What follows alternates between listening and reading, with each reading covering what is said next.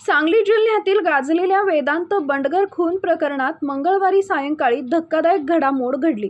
या प्रकरणातील संशयित आरोपी सागर उर्फ नानासो माणिक चौगुले वय वर्ष 28 राहणार अग्रन धुळगाव तालुका कवटेमंकाळ आणि त्याची पत्नी निकिता सागर चौगुले वय वर्ष 20 यांनी कवटेमंकाळ पोलीस ठाण्याच्या आवारात विषारी द्रव प्राशन करून आत्महत्येचा प्रयत्न केल्याने परिसरात एकच खळबळ उडाली।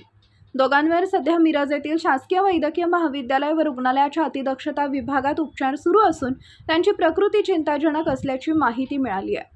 मिळालेल्या माहितीनुसार 11 जून रोजी मिरजच्या संजयनगर परिसरात 14 वर्षीय वेदांत बंडगर याचा गोळ्यात डोक्यात गोळी घालून निर्घृण खून करण्यात आला होता। या प्रकरणी मुख्य संशयित निलेश गडदे याच्यासह 5 जणांविरुद्ध संजयनगर पोलीस ठाण्यात गुन्हा दाखल करण्यात आला। या गुन्ह्यात सागर चौगुले याचाही समावेश असून गुन्हा दाखल झाल्यापासून तो फरार होता।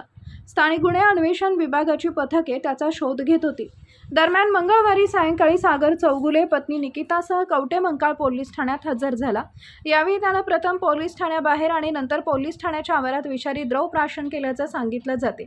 पतीनं विष घेतल्याचं पाहून निकिता हिनंही कीटकनाशक कोराझिन प्राशन केल्याची प्राथमिक माहिती समोर आली आहे। या घटनेनंतर पोलीस ठाण्यात एकच गोंधळ उडाला।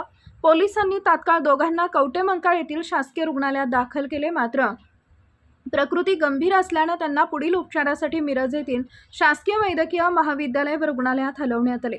सध्या दोघांवर अतिदक्षता विभागात उपचार सुरू असून डॉक्टरांकडून त्यांच्या प्रकृतीवर बारकाईने लक्ष ठेवण्यात येत आहे।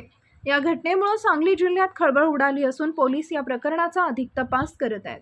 चौगुले, माझा भाऊ सागर माणिक चौगुले यांचा वेदांत बंडगर यांच्या खुनात काहीही संबंध नसून पोलीस सारखं टॉर्चर करत आहेत आणि खून झाला त्या संध्याकाळी पोलीस संध्याकाळी घरी आले, त्याला उचलून नेले उचलून मारहाण केली, मारहाण करून आणि सोडले पुन्हा आणि मीडियावाल्याला तिने राजकारण करून त्याचं माझ्या भावाचं नाव घालण्यात आलं आणि माझ्या चुलत भाऊ विशाल चौगुले याचंही सुद्धा नाव घालण्यात आले आणि पूर्ण टॉर्चर कर या सारख्या महाराजा बयानं पोलिसात टॉर्चर त्यानं विष प्राशन केलेलं आहे आणि त्याला जर काय बरं वाईट झालं त्याला पूर्ण प्रशासन जबाबदार राहील, SP सुद्धा जबाबदार राहील।